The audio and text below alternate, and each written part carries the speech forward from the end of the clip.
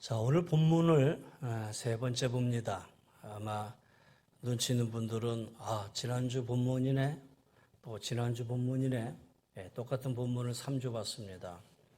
그리고 제목이 똑같습니다. 십자가에 관한 얘기를 계속 하려고 합니다. 십자가, 우리가 십자가를 대할 때 죽음을 보고 대속을 보고 그리고 하나님의 사랑을 보자 그랬습니다. 두 번째 시간에는 하나님의 능력에 관한 얘기를 했습니다. 자, 오늘은 세 번째 하나님의 지혜에 관한 얘기를 하려고 합니다. 여러분, 십자가는 우리 기독교의 중심입니다. 할렐루야. 십자가는 우리 기독교의 핵심입니다. 기독교는 우리 십자가의 상징입니다. 기독교는 우리 십자가의 구심점입니다. 5번이 얘기하는데도 입 탁 다물고 아멘 한번 안 하시는 분들은 아멘 하는데 한 100만 원씩 내고 하십니까? 기독교는 십자가는 우리 기독교의 중심입니다. 십자가는 기독교의 핵심입니다. 십자가는 기독교의 상징입니다. 십자가는 기독교의 구심점입니다. 여러분, 구심점이 분명하지 않으면 제멋대로가 되겠죠. 기독교가 탄생한 1세기의 이 십자가는 수치스러운 걸림돌, 저주의 상징이었습니다. 그래서 십자가를 좋아하는 사람은 아무도 없었습니다. 사람들은 가장 수치스러운 이 십자가를 기독교의 상징, 기독교의 자랑으로 삼으려고 하지도 않았습니다. 그런데 놀랍게도 주님이 십자가에 못 박혀 죽으시고 3일 만에 부활하신 엄청난 사건이 일어납니다. 이 사건으로 제자들은 큰 충격을 받고, 그리고 이 충격은 십자가의 재해석을 가져왔습니다. 내가 잘못 생각하고 있었구나. 십자가는 그냥 죄수만 죽이는 것이 아니라 또 조롱하고 욕을 하고 모든 비난을 쏟아놓은 그런 대상만은 아니구나. 그러면서 그들은 십자가를 다시 보기 시작했습니다. 그때 십자가가 빛나기 시작했어요. 예루살렘에 있는 제자들뿐만 아니라 제자들 주변에 있는 사람들에게까지도 이 험한 십자가의 능력이 나타나기 시작했어요. 그때부터 교회는 이 십자가를 사랑하게 되었고, 모든 행사에 예배와 설교와 성만찬과 기도에 항상 십자가를 중심에 놓았어요. 이것이 십자가의 중심성입니다. 그래서 기독교의 역사, 신앙, 예배, 설교, 기도, 믿음, 찬송, 모든 기독교의 핵심은 바로 이 십자가입니다. 십자가는 마치 죽었던 나무가 살아나는 것처럼 저주가 아니라 능력으로 변하기 시작했어요. 싹이 나고 가지가 뻗고 열매가 맺히는 엄청난 기적이 일어나기 시작했어요. 그래서 십자가의 본질, 이것이 바로 초대교회였다라는 거예요. 말씀드린 대로 당시에 십자가를 꺼리고 십자가를 싫어했지만은, 그러나 십자가의 능력을 경험한 그들은 이제 십자가를 목숨을 걸고 십자가를 자랑하고 외쳤어요. 그렇게 한 세대가 가고 두 세대가 오고 초대교회가 세워지면서 기독교 교회사가 시작이 되었지요. 그런데 문제는 뭐든지 시간이 지나가고 오래되면은 형식화가 되고 낡아진다는 게 문제가 있어요. 십자가의 능력이 초대교회를 강타하고 많은 사람들을 예수님 앞으로 이끌었는데, 이제 그 십자가가 제도화가 되고 교리화가 되고 형식화가 되면서 능력이 점점점 사라지기 시작했어요. 고대 기독교 유적지에 가보면 십자가 없는 건물은 하나도 없지요. 로마군의 핍박을 피해서 카타콤, 지하 동굴로 들어간 그리스도인들, 우리 성도님들도 다녀오셨지만은 강대상이 십자가 모양으로 만들었어요. 지하 동굴의 예배가 십자가형 예배예요. 그러니까 그들의 예배 중심에는 항상 십자가, 무덤도 비석도 십자가형으로 만들어 놨어요. 그 모든 것이 다 십자가였다라는 거예요. 그런데 언제부턴가 이 십자가가 사라지기 시작을 했어요. 십자가는 분명히 있는 것 같은데 능력이 사라졌어요. 그러다 시간이 흘러 한 명의 영적 거인이 일어납니다. 그 사람이 바로 마틴 루터였지요. 마틴 루터가 종교개혁을 하면서 많은 얘기를 했지만 초점은 하나예요. 초점은 십자가였어요. 다시 말해서 십자가로 돌아가자라는 거예요. 복음으로 돌아가자라는 거예요. 그 십자가를 다시 탈환했을 때에 그때 칼빈, 쯔빙글리 이런 종교개혁자들이 힘을 모아서 큰 종교개혁을 일으키고 다시 교회가 변화되기 시작했던 거예요. 그러니 결국은 해답은 뭐냐? 본질로 돌아가는 거예요. 본질은 십자가로 돌아가는 거예요. 여러분의 삶을 한번 보세요. 여러분의 삶의 터전에 다시 말해서 사업이나 결혼이나 가정이나 인생 문제나 그 모든 것의 본질은 어디에 있습니까? 여러분, 우리 신앙인의 가정과 삶의 터전에서 반드시 떠나지 말아야 할 것이 바로 십자가입니다. 이 본질에서 떠나면 답이 없습니다. 그러나 떠났다가도 이 본질로 다시 돌아오면 여러분 그 안에 해답이 있습니다. 그래서 지금 오늘 교회가 기독교가 해야 할 일은 십자가로 돌아가는 겁니다. 우리 안에 십자가를 대신하는 것이 너무 많이 들어있어요. 믿음, 성령님, 리더십, 선교, 비전 이런 유에 대한 얘기는 많이 선포되지요. 그리고 저도 이런 유의 설교를 많이 했어요. 그런데 정작 십자가 없는 성령, 십자가 없는 구원, 십자가 없는 은사, 십자가 없는 이적, 십자가 없는 선교, 십자가 없는 리더십, 십자가 없는 봉사. 여러분 화려할 것 같지만은 내용은 아무것도 없어요. 부실해요. 핵심이 없어요. 다시 말해서 운물은 여러 개가 있고 많이 팠는데 그 안에 물이 없다라는 거예요.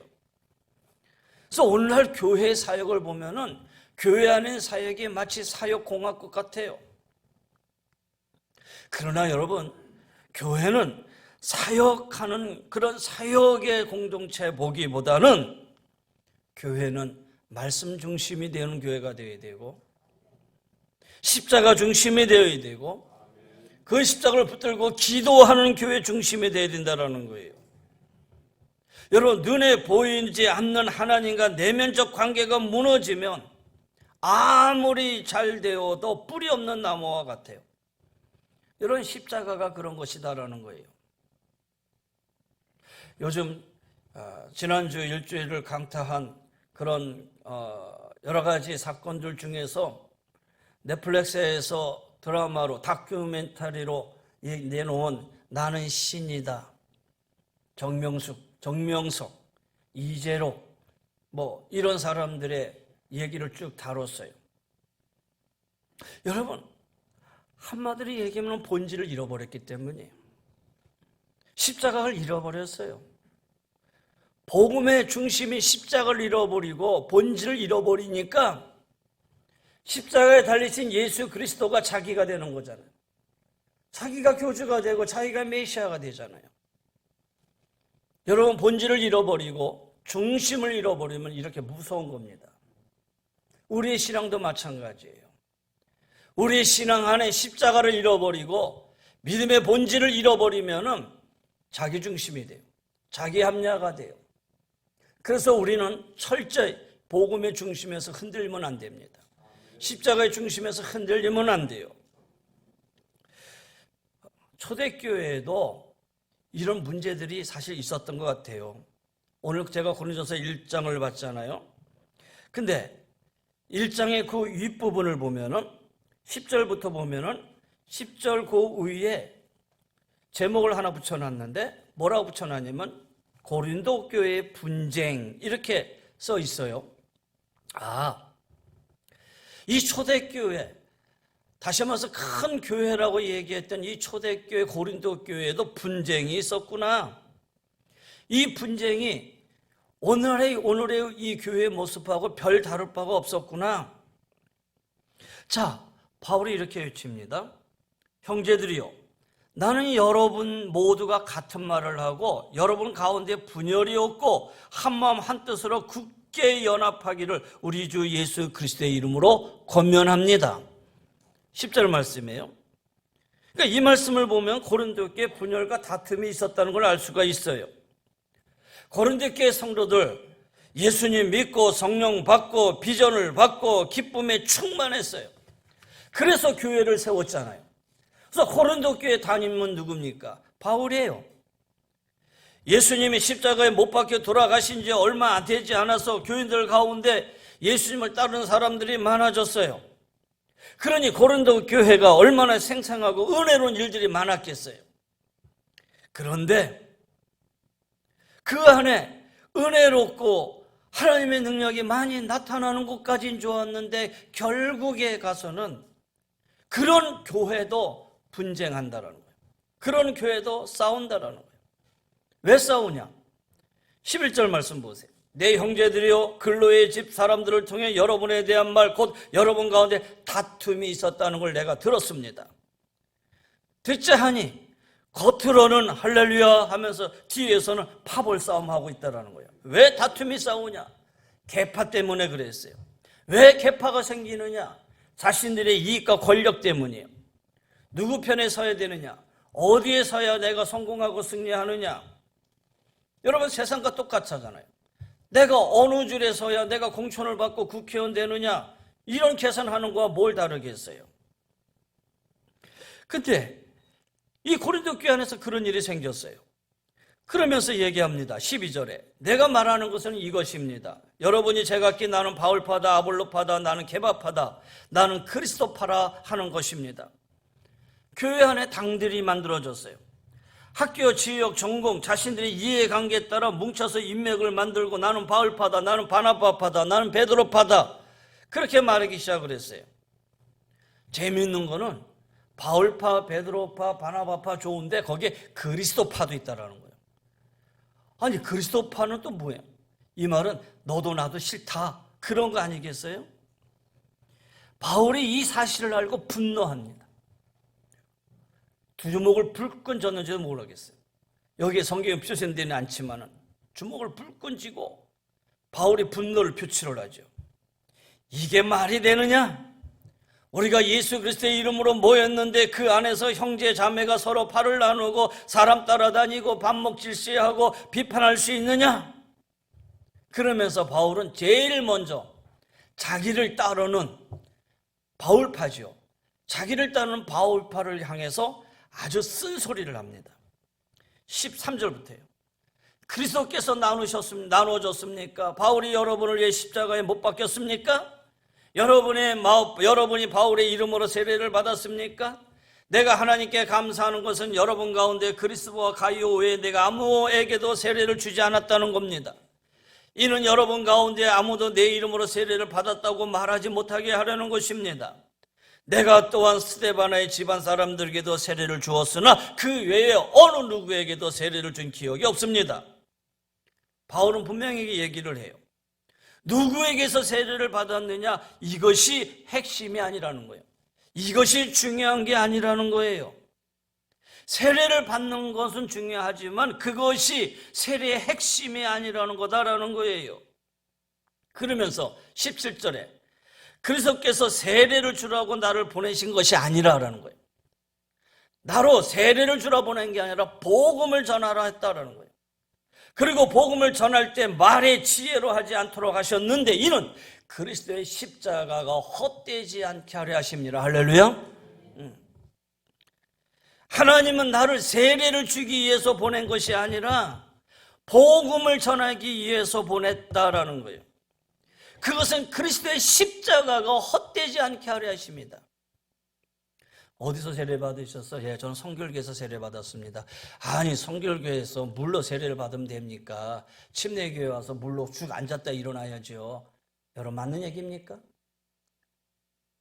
여러분 앉았다 일어나는 거나 교회에서 약속 세례를 주는 거나 여러분 그것이 별로 큰 의미는 없다라는 거예요. 그것이 틀렸다는 것이 아니라 복음이 더 중요하다라는 거예요. 성지순례 가면은 목사님들이 꼭 요만한 병을 하나 가져가고 요단강에 물을 받아오려고 그래요. 그거 가지고 와서 이건 요단강 물의 물입니다 하고 이 요단강 물로 세례를 주려고 하는 그런 어떤 그런 마음, 그 마음은 이해를 하지요. 근데 여러분 요단강 물이나 수돗물이나 뭐가 달라요? 그렇잖아요. 중요한 핵심은 그것이 아니라는 거예요. 오리지널이니까 그걸로 받아야 된다? 여러분 그건 아니라는 거예요. 핵심, 중요한 것은 뭐냐? 효용은 물이 있는 것이 아니에요. 중요한 것은 예수님이고 중요한 것은 복음이고 말로는 전할 수 없는 십자가. 여러분 중요하지 않는 것은 다 버려야 돼요. 그냥 다 통과시켜야 된다는 거예요. 그러나 어떤 것이든지 그 안에 예수가 없으면 안 된다는 거예요. 그 안에 복음이 없으면 안 된다는 거예요.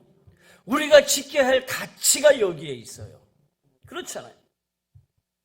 우리가 아무리 1000명, 2000명, 10,000명의 모임들 거기에 복음이 훼손이 되고 십자가의 가치가 사라진다면 여러분 그것이 무슨 의미가 있겠느냐라는 거예요.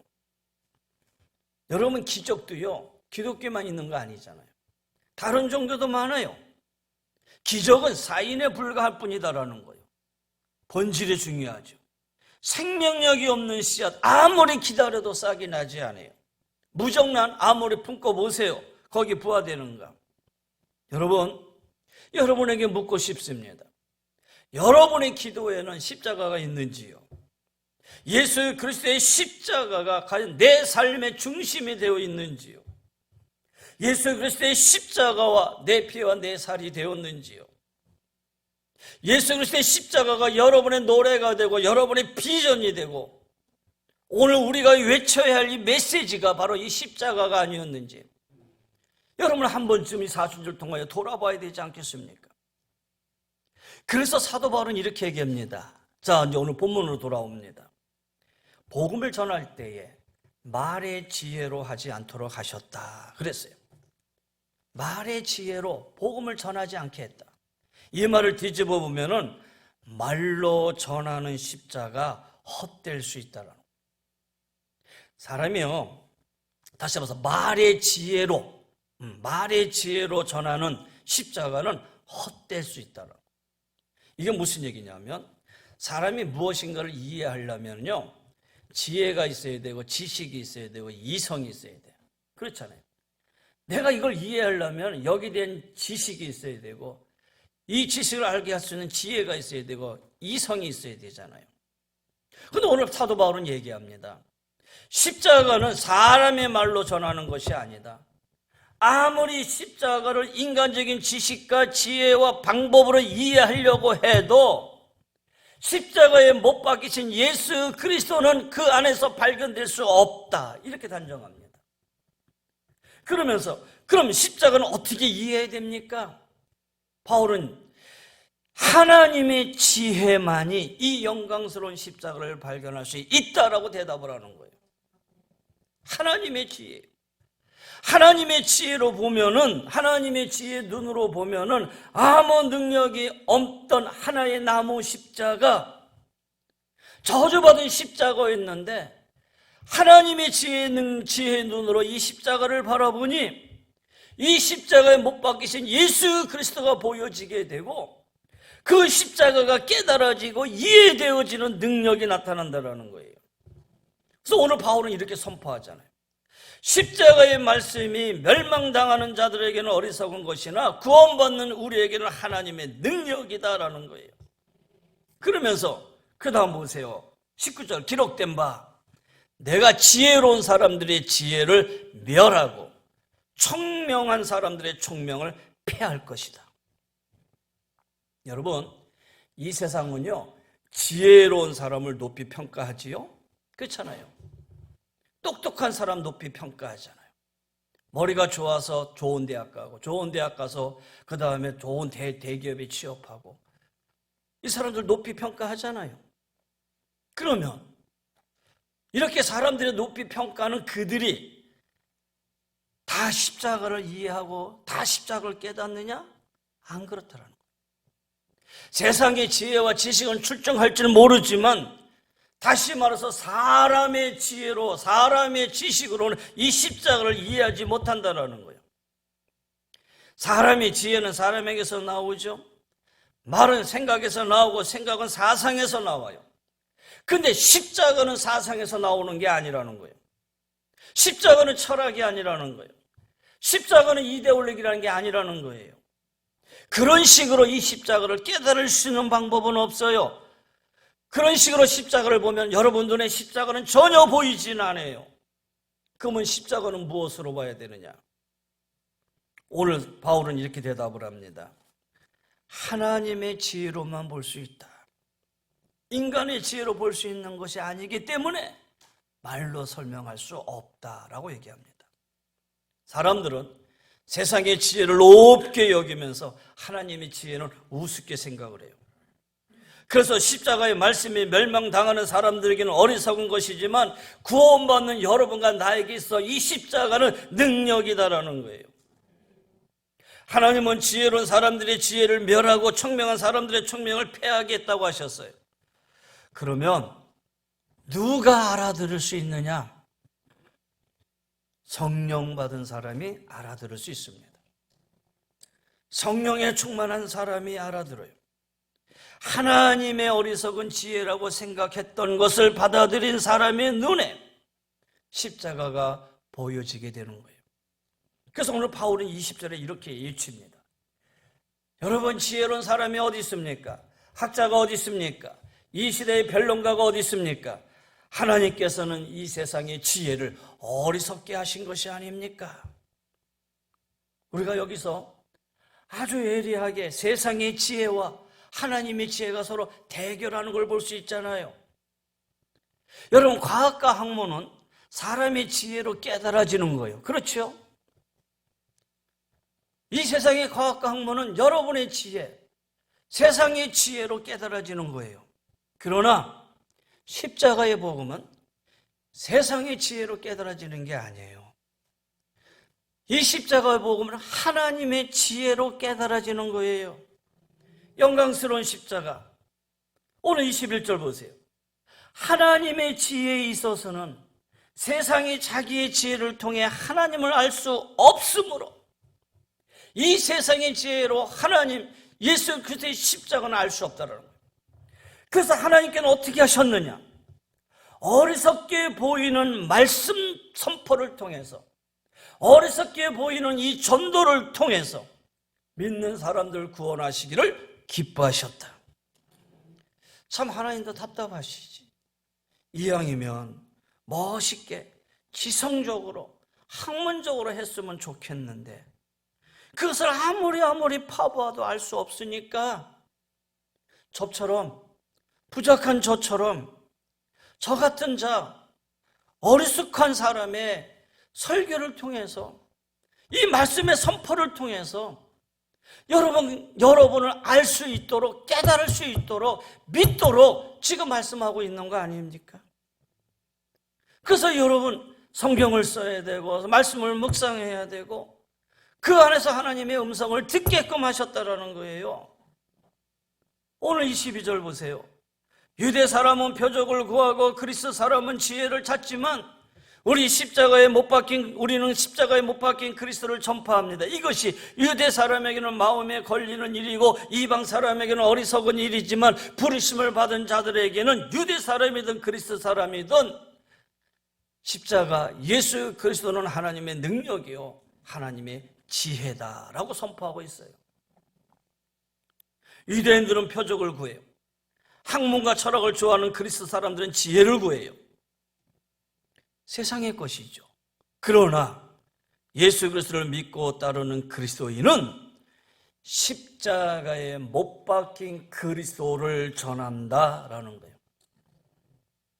잘 보세요. 23절에요. 우리는 십자가에 못 박힌 그리스도, 이걸 전한다라는 거예요. 여러분, 십자가는 저주요 수치였어요. 그러나 십자가에 못 박힌 예수 그리스도는 영광이에요. 할렐루야. 십자가는 저주와 수치였지만은 이 십자가에 못 박히신 예수 그리스도는 영광이에요.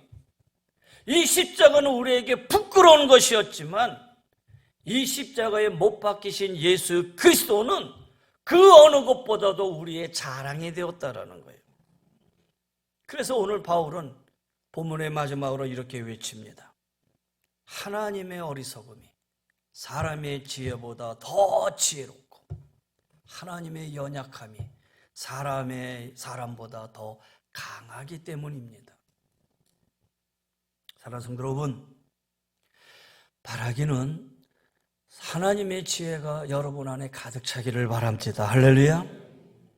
하나님의 지혜, 여러분의 심령 속에 성령으로 충만해져서 이 십자가가 깨달아지고 보여지기를 간절히 축원합니다.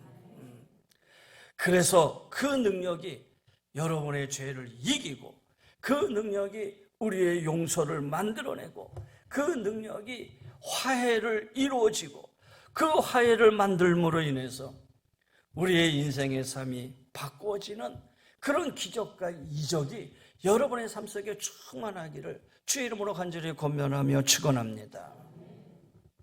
오늘 우리가 강대상에 서서 매일 기도합니다. 하나님, 이 민족을 변화시켜 주시고 하나님, 저 북한도 통일되게 해주시고 우리가 아무리 외치고 아무리 기도하고 수없이 그렇게 기도해도 이루어지지 않는 이유가 어디 있을까? 왜 여전히 울리는 꽹과리처럼 되지 않을까? 여러분, 저는 거기에 대한 해답을 한 가지로 찾았어요. 다시 오늘 설교의 처음으로 돌아가서 복음이 변질되고 있다. 복음이 바뀌어지고 있고 복음의 순수성을 잃어버리고 있다. 다시 말해서 복음이 순수해지지 않고 형식적이고 습관적이고 교리적으로만 남아있게 되었다. 그런 속에서 우리가 아무리 외쳐야 그것이 하나의 울리는 꽹과리밖에 되지 않을까. 사랑하는 성도 여러분, 우리는 다시 본질로 돌아가야 됩니다. 십자가에 못 박힌 예수 그리스도 그 순수한 복음 그 안으로 돌아가서 내 삶의 중심이 우리의 삶의 중심이 예수 그리스도요, 내 삶의 모든 삶의 구심점이 예수 그리스도의 십자가요, 복음의 이 중심만을 잃지 않고 본질만을 잃지 않고 우리가 분명하게 선다면 여기에는 놀라운 하나님의 능력이 이루어질 것입니다. 사람의 방법이 아닙니다. 세상의 지혜와 지식으로 이루어지는 게 아닙니다. 하나님의 능력으로 이루어집니다. 할렐루야. 여러분, 이 믿음 가지시고 이 사순절 다시 한번 돌아보아 여러분의 신앙의 삶에 십자가로 무장하시고 복음으로 다시 서서 나갈 수 있는 우리 사랑하는 귀한 성도님들이 다 되시기를 주의 이름으로 간절히 권면하며 축원합니다. 여러분, 머리 한번 숙이십시다. 이제는 우리 주 예수 그리스도의 은혜와 우리 하나님의 그 무한하신 사랑하심과 성령의 감화감동 멸려인도 충만하여 주시며 십자가에 못 박히신 예수 그리스도, 그분이 우리의 삶의 중심이요 우리의 삶의 구심점이요 나의 모든 것임을 고백하고 나가기를 원하는, 그래서 주님이 주시는 성령으로 깨닫고 밝게 알아 이 땅에 하나님 주시는 능력으로 살아가기를 원하는 우리 사랑하는 귀한 성도님들 위에, 가정 위에, 삶의 터전 위에, 영육의 강건함 위에, 또 하나님 오늘 이 예배에 함께한 우리 우성교사님 앞으로의 사역 위에, 또 결혼을 하고 인생의 길을 걸어가는 귀한 아들의 귀한 인생의 삶 위에, 머리 숙인 우리 모두 위에 주의 은혜가 영원히 항상 함께하여 주시기를 간절히 축원하옵나이다. 아멘.